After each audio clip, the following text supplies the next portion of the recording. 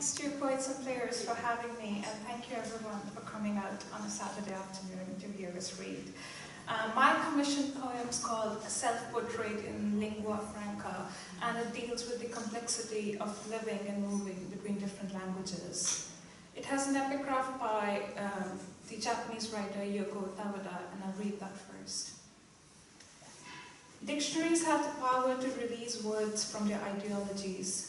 You might think they exist to arrange words in an orderly fashion, but in fact they're engines of anarchy. The blinking cursor is a metronome of another tongue. How to make my nervous system feel safe? I put this text in the search box. The page takes forever to load. My pulse rehearses its hesitation.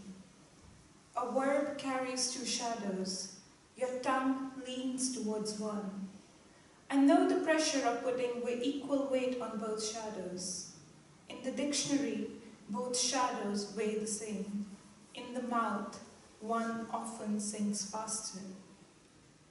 Origin decides which shadow you inherit. Can you taste the loss? I have learned how to carry this weight, a fine balance. So much about untranslatability came from men for men, from the glossaries of refusal, their polished evasions. I have fallen entirely. I hold my breath in two directions.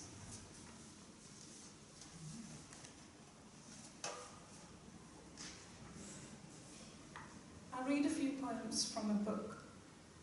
The first one is called Meet Me in the Morning on No Man's Land. Meet me in the morning on no man's land, where there are no magpies, no ravens, no candles, no kettles, no cups, no saucers, no sun, no moon, no light, no darkness. Yet it is morning, but mornings on no man's land are different from the casual mornings we wake up to. Meet me in the morning where our heads float and so do our hearts, where there is no gravity and the only thing that keeps us grounded is the fact that we are together and it is that time of the morning. Meet me in the morning when I will whisper those floating words into your ears, words that will float in the air but you will float to catch them and I will end up chasing you, floating like those bubbles in the beer we drank last night.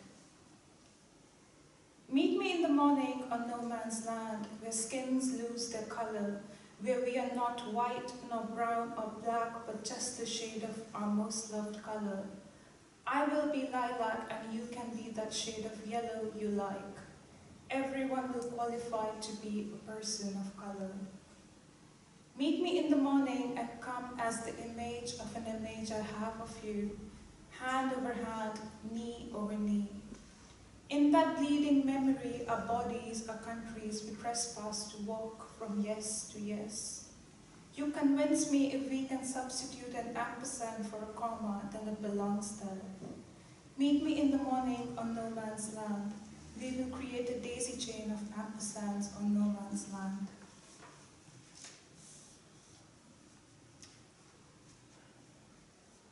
From no man's land to Istanbul, the next poem is called In Istanbul.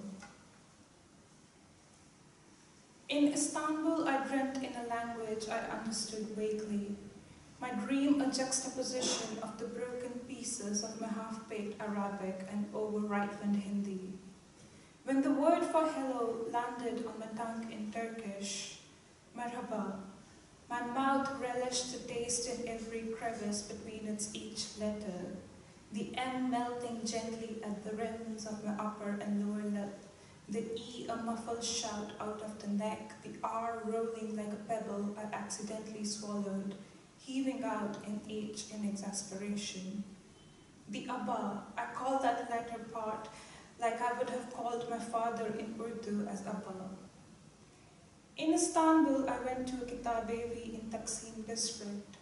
Kitabevi, the Turkish for bookstore, appealed subconsciously to me as Kitab Devi in Hindi, meaning the goddess of books. In Istanbul, where when the water sails between its two halves, one half becomes Asian, another European.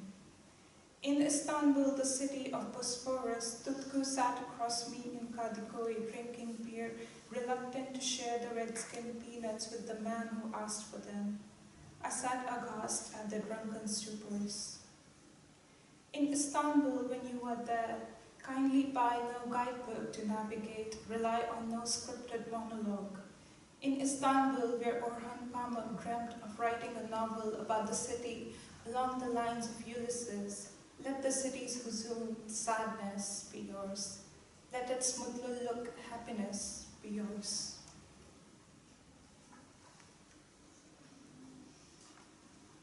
There's a sequence called Unmapped Cities in my book, and I will read some parts of it. We sell our desires in a city where the nights are horrendously long, and whenever the sun decides to shine in the wee hours of the mornings, it wonders where the hell is it shining. Lust knows no light, no morning, no sun, no winter, no summer, and it acts better under no special circumstance. Lust is an elixir guaranteed to induce desire. Lust is the underpaid line manager of desire. Lust is desire's absurd grammar. In a city where desire is sold like livestock, does it become the currency of lust? It sounds like it is a city in a past century, but I can reassure you that it belongs to the future instead. Some people will say, how cool is this language that is not English, that even the health warning in it looks amazing on a tobacco packet.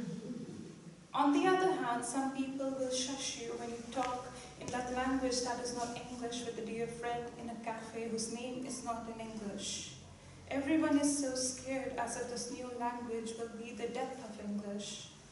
It is uncanny how languages are lost in one city to be disregarded in another.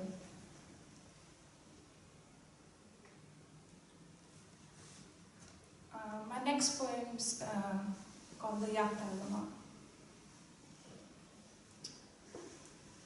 While learning what different animals were supposed to be called, the first kind of animal I learned to name was a yak.